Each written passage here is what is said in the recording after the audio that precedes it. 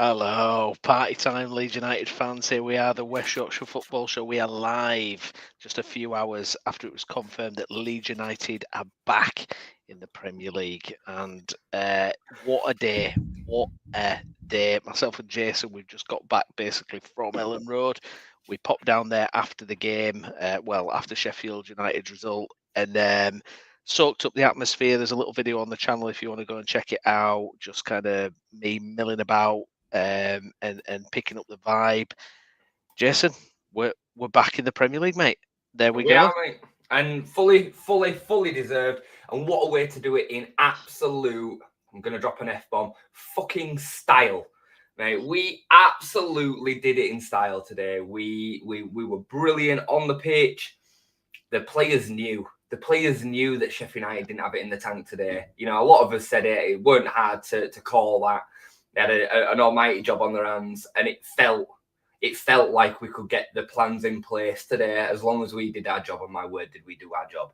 Did we do our job, mate? You know, they were brilliant, and you know, they deserve it. Every single one of them. Daniel, the boys, you know, irrespective of your opinions of X player or Y player and everything else in between it. And you know what? Maybe we're even more prepared for the Premier League now than we would have been 12 months ago. You know, and it's hard at times following this club. You know, we've had a fair share of turmoil, you know, bad owners, dodgy owners, corrupt owners, bad footballers, terrible managers, League One, relegations, point deductions. We've had it all.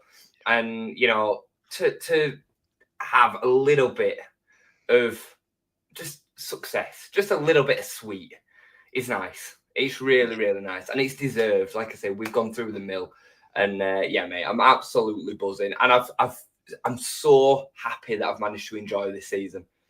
Like, it feels nothing will ever beat the Bielsa seasons. It won't. Yeah. But to be able to do it in front of fans, these boys have done that over Bielsa's team.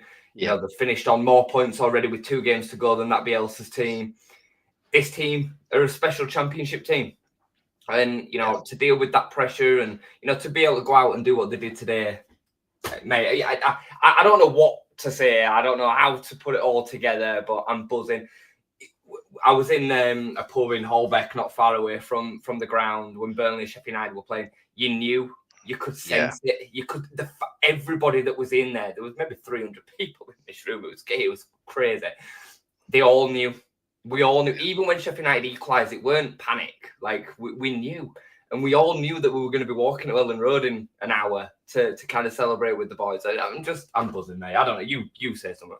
Yeah, no. Do you know what? It's just had one of those special vibes all day. Because I was thinking, like, can it go on? Can it linger on? Can it, you know, will it go out to next week or the week out? You know, and I don't know. Today it just felt like something was special. I feel like people were planning what they were going to do when the promotion got announced. It felt very much in the end. And to be fair, the players played like they wanted to kill this thing dead. They wanted it done and dusted. I mean, that opening 20 minutes 4-0. I mean, Jason, they blew them away. There was no sniff, there was no opportunity, there was no doubt that this was going to go the way it was going to go. Incredible stuff, absolutely incredible. I said to you after Oxford, didn't I? Like, I wouldn't want to be a Stoke player going into this game. I said it to you, didn't I? Because it was just going to be a bear pit. And the players, I mean, if ever you can't get up for playing a game like that, then you're in the wrong profession, aren't you? And, you know, we know technically that they've just got so much more than most of the teams that they're going to play in this division. And they showed it. And not only that, but they managed to hold the mentality together. You know, Stoke were on the beach. That can go one of 2 ways. We've seen that it's not always that easy. You know, and as results have kind of transpired, they've now put themselves back in a relegation battle after today, and the 6 goals worse off for it. So, you know, they have actually still got a lot to play for because all of the relegation teams won. That's just the way that the championship is. So, mate, we were phenomenal.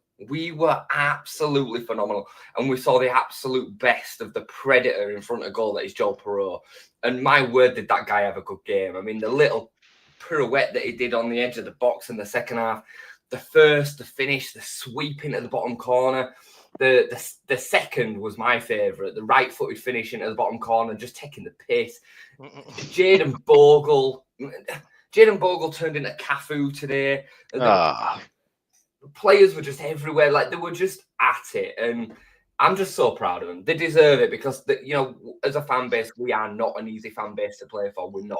We will give you everything in terms of passion and enthusiasm and support, but we're not easy to play in front of, especially when the pressure's on, and we'll make you know about it if you're even a slight off of it. And they just dealt with it in perfect fashion. And it threatened to kind of go off the rails in the run. I'm going to say run, the wobble, the draws that we were getting. But they go up to Middlesbrough and deal with Middlesbrough. They come back to Ellen Road, deal with Preston, and we've been really good over this last 4 games, and it just topped off with just a perfect performance today, mate. Absolutely perfect. Indeed. Guys, thank you for your comments. Get your likes on the video. Get subscribed to the channel because we've got a Premier League campaign ahead of us coming up. It's exciting times, Nige. What a wonderful day, guys. We are Premier League indeed. Hans, it's quite funny. Farke and Parker getting their 3rd promotion each on the same day. Diggler, good evening, guys. Good evening, Diggler. Welcome along, my friend. And it's just good times. I was just mentioning to Jason, let's rewind 12 months. Myself and Jason, we were on the drive back up to West Yorkshire after a defeat in the playoff final against Southampton. Miserable as sin, thinking, where do we go from now? I mean, I had all sorts of doubts and things running through my head. And because we didn't immediately get back to the Premier League, you know what's coming around the corner. You know the parachute money is diminishing. You know that this felt like maybe the last chance. It could be another generation. It could have been another 16 years before we get in the Premier League. This is why we can't take it for granted. This is why we have to celebrate this like it could be the last time, because you never know in football. There's so many clubs that have fallen by the wayside. They had a little moment in the spotlight, found themselves relegated, and now are bombed out. And we've managed to avoid that. We put the pieces of the jigsaw in place.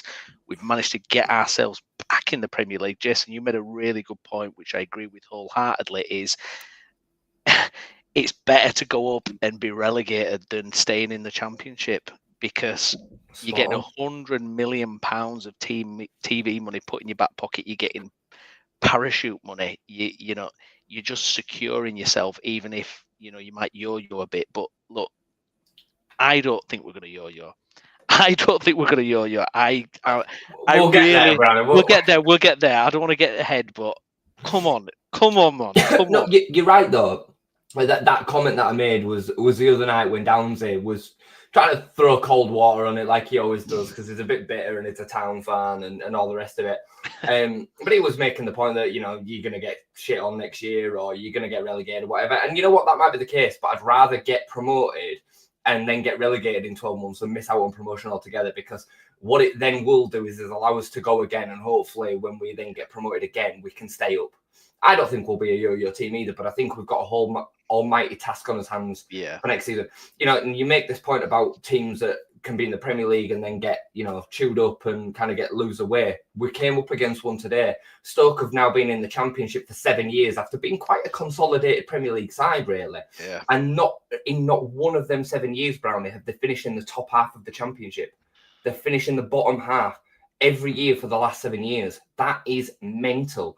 So, yeah, you're spot on. And I'm going to just keep on saying this for as many times as I get opportunity, but the players and the manager especially deserve so much credit, because being a Leeds United player, and even more importantly, being a Leeds United manager, is an extremely difficult gig to deal with. I was speaking about it with a few fans today who we're all already kind of like, we should sack Farke in the summer. We're going to sack him after 6-7 games anyway. And we might sack him after 6-7 games. We don't know what's going to happen as of yet. But the facts are is that, like, you got to be careful what you wish for. You got to be really, really careful what you wish for. I'm telling you now, if Leicester were to run this season back and they were given the option of going with Cooper all season, they'd have stuck with him, I bet. So, I just think, let's just enjoy it. Let's get the momentum behind the players that turn out in the opening game of the season. Let's get behind the momentum that Daniel Farke has created. By the way, 2 90-plus seasons under Daniel Farke, never done by a Leeds United manager. 94 points with 2 games to go. We'll probably finish on 100, because I think we'll win the next 2 now, given the momentum and the fact that it's wrapped up, no pressure.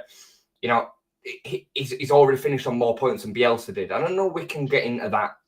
This team's better than the Bielsa team, but there's many different things that make a team, isn't there? You know, that team had a load of stalwart leaders. It had, you know, the likes of Ben White, Pablo Hernandez. This team had killed for Pablo Hernandez.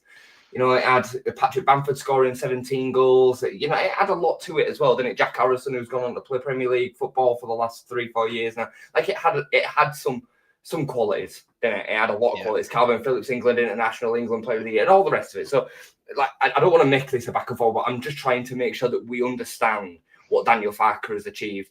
And I'm sure there will be some fans that will be quick to say, told you so after 10 games when he gets sacked. But, like, that happens to a lot of newly promoted managers. I really, really hope he makes it work. I hope that, you know, after 10 games, we're 14th, 15th, we're in the battle, we're competing, the performances are okay, that, you know, he's tactically getting it right more often than he's getting it wrong. And we only need 3 teams to finish below us, you know, and 2 of them are going to be Burnley and 1 other. So we stand a chance, you know. Yeah, no, spot on. And as Digler says here, Farke has done an amazing job, in my opinion. He doesn't get the credit he deserves. Nige going to be a tougher championship next season. Glad we're out of it. Absolutely, 100%. Get me out this stinking league. I know we've won a lot of games, but I'm sick of being everyone's cup final. Let's get back to the big time where we belong. The Farke conversation is absolutely fascinating, Jason, because you're 100% right. I really feel like if this guy didn't have his Premier League CV as Norwich manager and what happened there, people would be raving about this guy. He would be linked to Premier League jobs. There would be Chelsea would be after him. All the, you know, people would be going absolutely nuts for this guy. That record is incredible. That record is ridiculous. And the way he's had to manage outgoings last summer, the way he's had to manage egos, the fan base, the demands. There was only one other guy that got it right in 16 years, and he's a genius. And Farke's managed to kind of emulate that and actually improve on it. You know, albeit maybe a better, more talented squad, but under very difficult circumstances as well. I agree with you wholeheartedly. I would absolutely love if he nailed it and we're going along steady, and he's kind of got the momentum. You know, being his 3rd year as manager, he's comfortable. I mean, I would absolutely love it. I know he will be desperate, absolutely desperate to prove himself at that level, because it's so bizarre how he. I mean, it's actually fascinating how someone with his record is completely discounted. It's like last summer, nobody would be looking at Daniel Farke. You know, the end of this summer, I would bet my house that not one Premier League team would look at Farke. You know, if West Ham didn't have Potter or parted with Potter, would West Ham be looking at Farke? Absolutely not. You know, and he's got an incredible record, and it's just going to be absolutely fascinating to see if and what that is going to look like in the Premier League. I was very much of the opinion, look, if somebody comes along in the summer that ticks more boxes, blah blah blah blah blah, do you bullet him? Do you make that change? But I don't know. You know, I mean, who else? You know, 6-0 today, Jason, under pressure. Like, you know, I think it's been taken for granted the level of performance this season. You know, when fans talk about boring football, I'm banging my head against the wall, going, "What are you talking about? We're on 90 goals now, aren't we? 90, I think it is now. I don't understand it. I'm seeing little passing maneuvers, little triangles of play, you know, and I'm like, who? If you're finding this boring, what are you watching the sport for? I don't get it. Yeah, no, I agree. I don't get it. I don't get it. You know, as well, Browney, like I've said this a couple of times this season, like it's not as entertaining, but I would argue that this football's better than Bielsa's.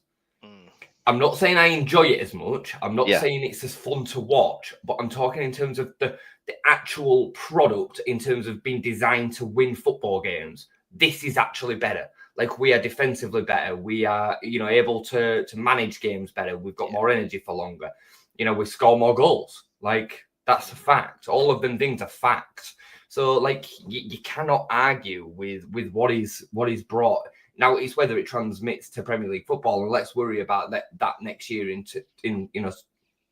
the full entirety of it. But what I will say is that, like, there is a lot of negatives around potentially just bulleting him ahead of starting the season. You know, remember that what would it say to the players if they thought that they were working under a board that would just sack the manager that's just won them the league or won them promotion if we don't go on to win the league? Like, what would that say to them players that have done it for him and as part of his team? It just reeks. I really, really don't like it. So, and people will go, oh, what about Iriola as one example where it worked when on the back of success and Gary O'Neill keeping Bournemouth up? Like, it's just not tangible. Like, look, after 10 games, I might be screaming for him to go as well because he might be tactically inept. But we don't really know that.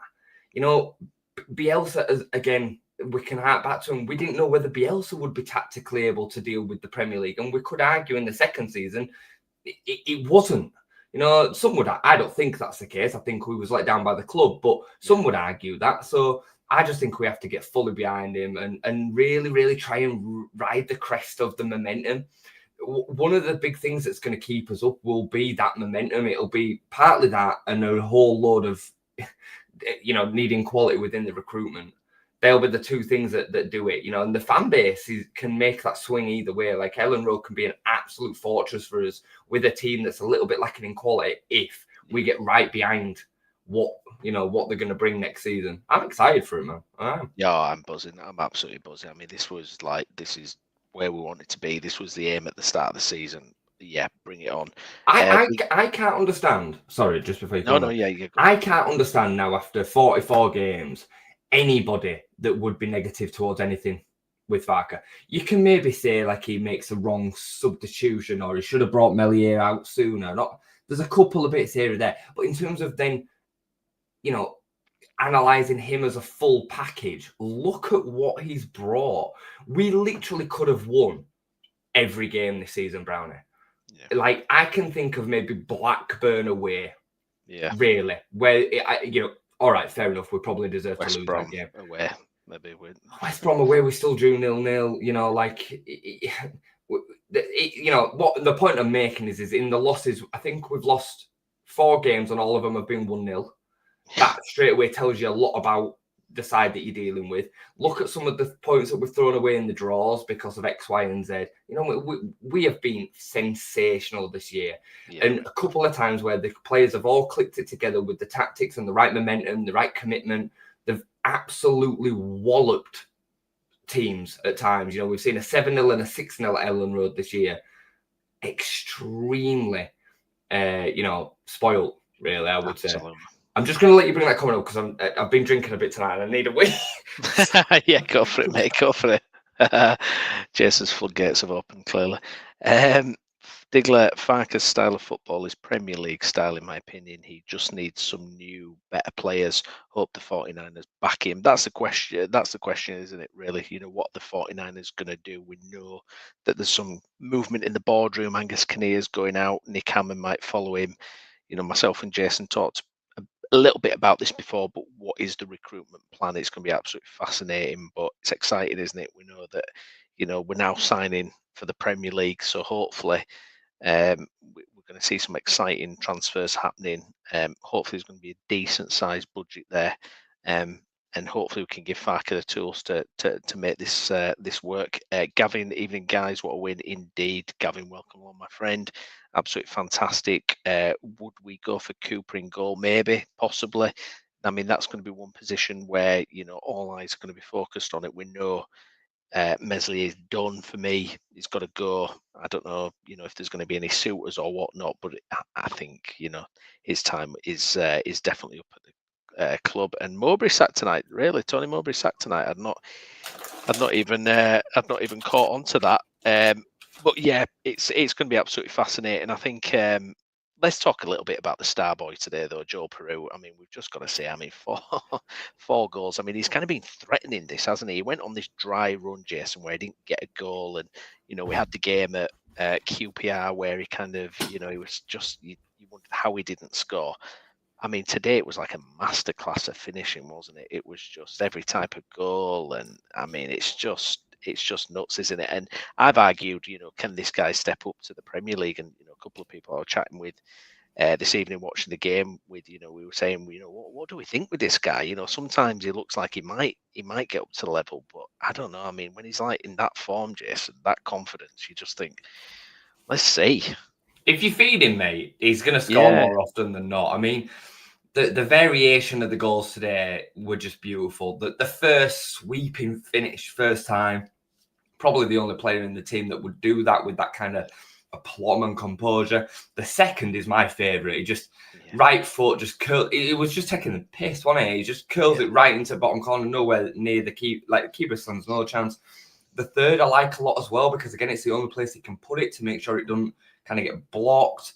The fourth, he gets smashed in face and still manages to put it over the line. Like it was just a joy, mate. It really was. And I actually think over the last 6 or 7 games, I think out of them 6, he's maybe had 4 really good performances. Yeah. Without scoring, his link-up's been good. You know, he's been bringing the wingers into play, and again, we've still been scoring because that's where our goals come from.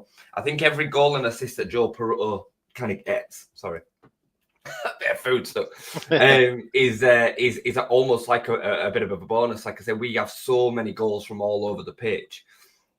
So when he gets on the end of them, and he said in his interview today, like, I said this to you the other week, like he's not been stressing about it. He's just like, I'm doing my bit for the team, and I knew I'd score at some point. Like he's not a striker that stresses about missing the goal like Bamford is. You know, Bamford is at the epitome of a confident striker. Like Pirro's not that. He's just, I'm doing my thing. Like I'll score again. Don't worry about it. Yeah, I missed that one. It doesn't matter. You know what I mean? Like he has got that killer about him. Like I think he's in a bit of a funky one for next season. I can imagine him playing time at the 10 in the Prem. I can.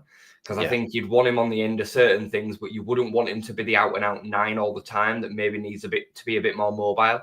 You even saw it when Pat came on today, he had the ability to stretch in and chase the ball over the top. Pirro's just not got that. So it'll be really... But I think he makes a massive part of the squad. I think he'll definitely be in and around the starting 11 coming off the bench. And I've no doubt that he'll score probably 7 to 10 Premier League goals, which if we can get that out of him would be a good return, to be honest. Yeah, absolutely. Digler, I want to win the title now. Our last 2 games are going to be tough. Gavin, the big pressure off now, though, so let's just go for 2 wins. I don't think they're tough at all. I'll be honest with you, I don't think they're tough at all now. You know, Bristol City lost to one of the relegation teams today. I forget. They all lost. I just don't think you'd have that in your head now about it being tough, would you? If you're already up. I mean, I think they'll smack them. I think Bristol City, out of all the teams in the division that I wouldn't want to be, it'd be Bristol City coming to Welling Road on a Monday night, like with us potentially having a chance to win the title. Yeah. Like we could confirm it pretty much if Burnley were to lose for whatever reason.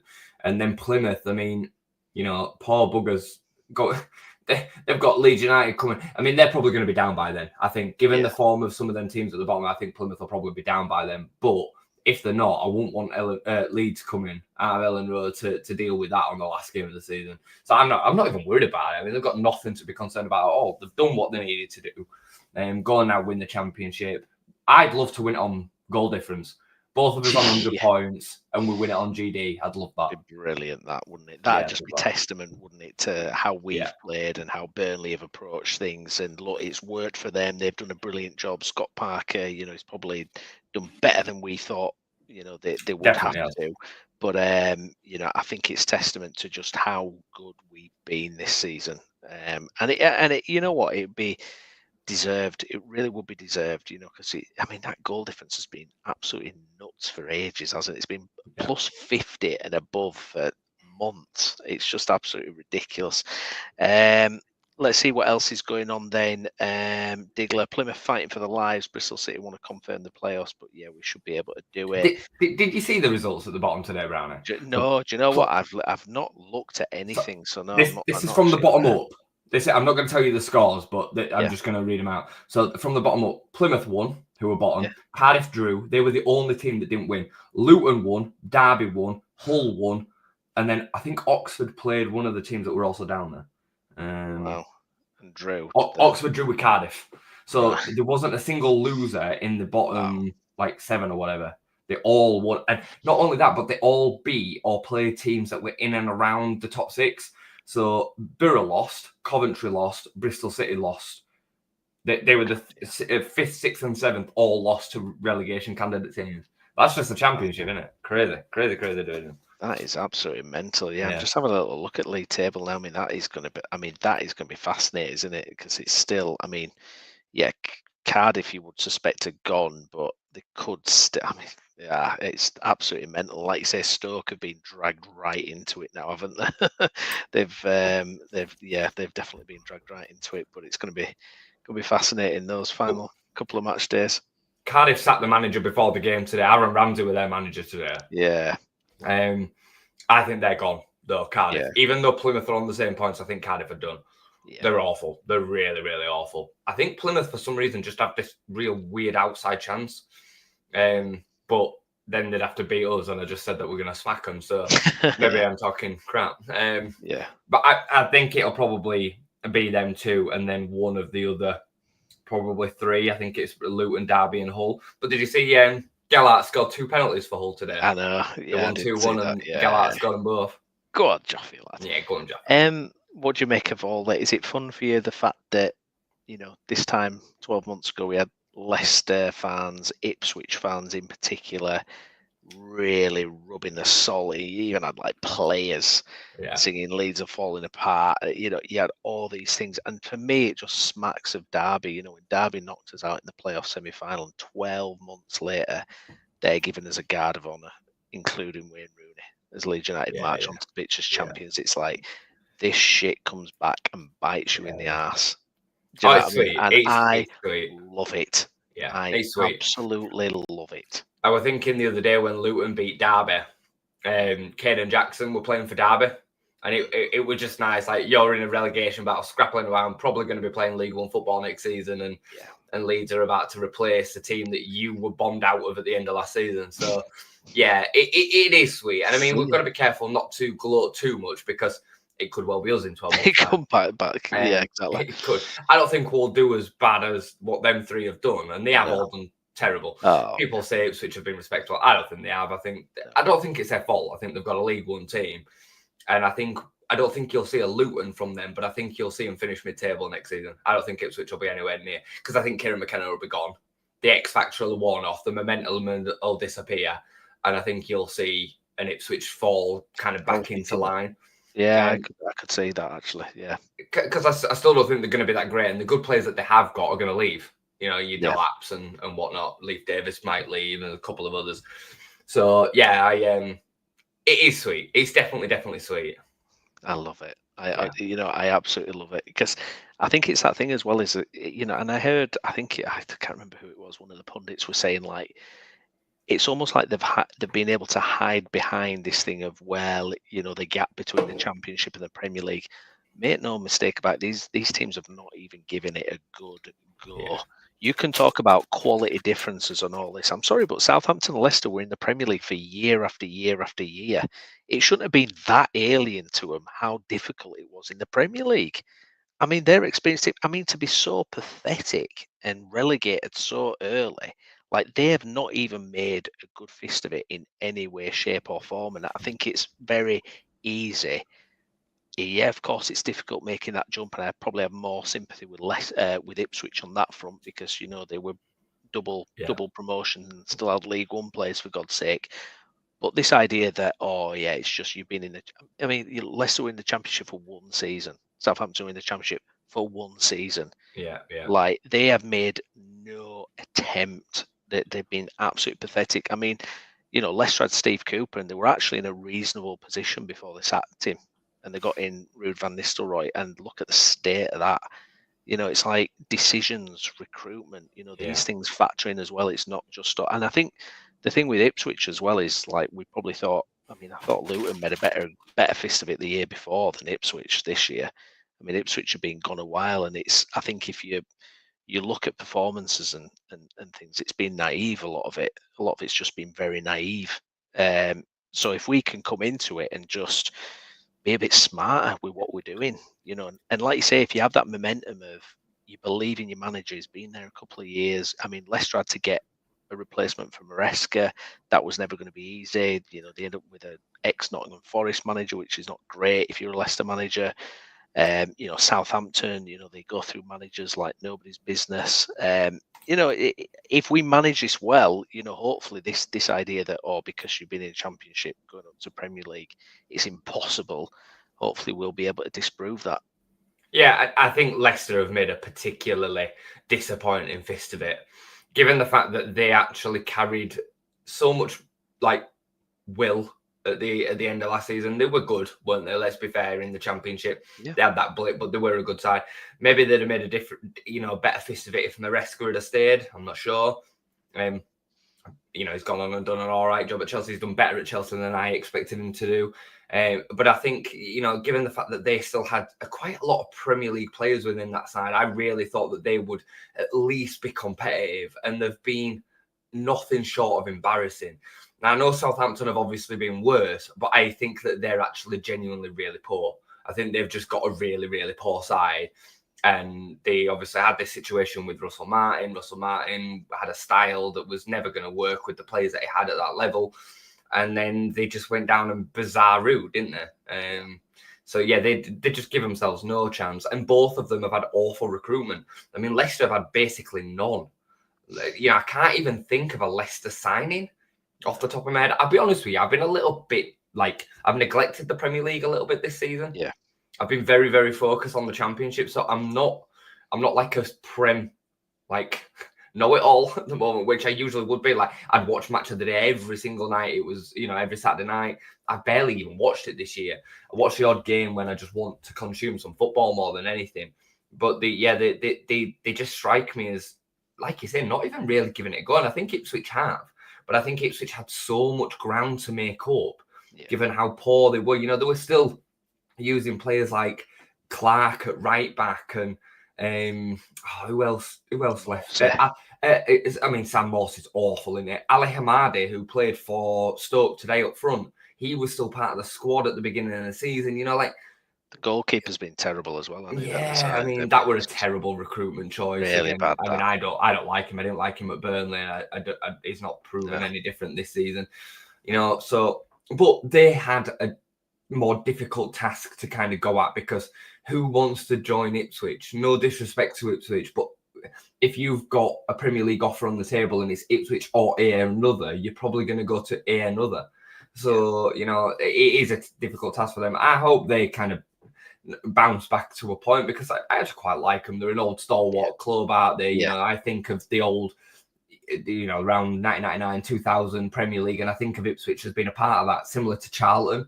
I think so. I would quite like them to see them back in and amongst the big time on a more regular basis, really. More so than a Bournemouth or a Brentford. No disrespect to them, but that's just the nostalgia talking, I guess. So, I think we are in a good position, mate. I think we're in the best position that any of the promoted teams could potentially be in to have a decent fist of staying up. Burnley, I look through that team and I just see Championship bar 1 or 2 max. Absolute max. Esteve and Trafford, who I expect will probably both leave, especially Trafford. But then you look through the rest: Jadon Anthony, Josh Brownhill, some of the better players that they've got. Marcus Edwards alone, or is he? Who? Marcus Edwards, is he alone? I think he's permanent. Yeah, I think he's permanent.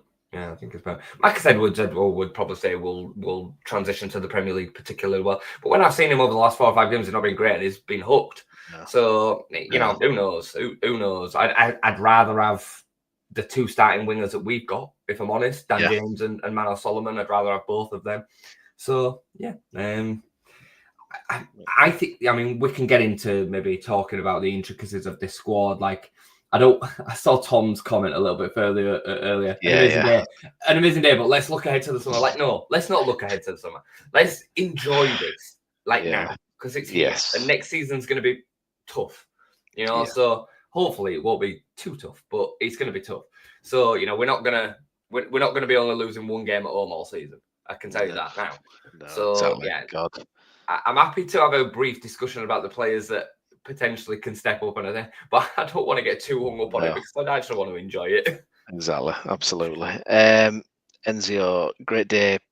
Pleased for the lads, well deserved. Would love us to win the title too. I will flash up your comment, Tom. An amazing day, but looking ahead to the summer, how many of our current starting 11 need upgraded? Don't worry, I've got plans. Me and Jason will do a video some point in the future where we will deal with it. We do want to kind of enjoy ourselves. I will just say he's probably right, by the way. but Oh, I don't want to consume my energy with like negging myself out about it, you know. Yeah, exactly. John, great to be promoted. Now we need to build a team to stay up in the Premier League. And Enzio, we played some really, really good football today. Shows when we go for it and press, we look a top side and entertaining, and teams in this decision struggle to cope with it. We're not going to be on along for. Sorry, I'll put my teeth in. We're not going to be on for very long. Myself and Jesse, we want to chill out, watch some content ourselves, soak it up. Final thoughts before we do sign off, Jason. We're back in the Premier League. We got it done. Mission achieved. Yeah, I'm just so happy for everybody. I said it earlier on in the stream, like I really feel like we deserve it. And I know all fan base will say that, but we really have had some rocky roads, you know. Yeah. Even relegation for us, like, felt more complicated and painful than it really needed to be. You know, Jesse Marsh after the Bielsa era and what was happening at board level and Big Sam coming in, like, why did we have to do this? And, you know, after the season before where it was so pants as well, you know, losing Marcelo, and then last season we have to do it in the most dramatic way possible. We have to go out in the playoff final, like, you know what I mean? Like, he's constant in there, and this is on the back of, you know, apart from the Bielsa 2 championship seasons, our history in the championship has been crap. And I tried to remind fans of this. You know, for 10 years before Bielsa came along, we were just also runs. Yeah. We were lucky if we flirted with the playoffs. Yeah, most of the time, weren't we? You know, so brief bit under Christensen and a brief bit under Gary Monk. That were it. Like, that's all we had to kind of look at. Yeah, it was dead. It was awful. And, you know, your points deductions, League One, 3 seasons in League One, bear in mind. Like, you know, so we really do deserve it. So I'm just buzzing for everybody that watches the show, all Leeds fans. You know, seen and spoke to a few outside the ground tonight. And I saw somebody flash up a comment earlier about whether I was at the ground. I was, Browney was as well. Like, we got down there and, you know, we really, really enjoyed to, you know, being part of it. I didn't go last time. I'm not criticizing anybody that did go during the COVID time. I chose not to just because of the circumstances, and I missed out. And, you know, I was gutted to not be there with KP and Ben White and all the other boys that were down there orchestrating the fans. And we had a bit of that today, and it's special, man. It's really, really special. And, you know, this might be the most success that me and you see in our lifetime. It might, because that's what football's like. So we have to. I'd implore you to all really enjoy it. You know, when opposition fans are like, oh, you're going to go down next year anyway. Don't care. Let's deal with that next year when we go down. We are now championship promotion. You know, enjoy that, celebrate that, and hopefully we'll win the league and we'll be able to really enjoy the open top bus. You know, 2 weeks today. That is, you know, that'd be so sweet. Yeah, Jason, I can't think of a better note to finish off, my friend. Myself and Jason, we will be back on a future stream, picking up after the Leeds United games. There might even be a little West Yorkshire roundtable at some point later in the week that we're trying to put together. But thank you, everyone who's commented and watched. Smash a like on the video. Check out some of the sights and the sounds from a video filmed earlier this evening outside Ellen Road as well, to soak up the atmosphere. We will be back again in the future. Myself, Stephen Brown, and joining me as ever has been Jason Booker. Jason, thank you very much.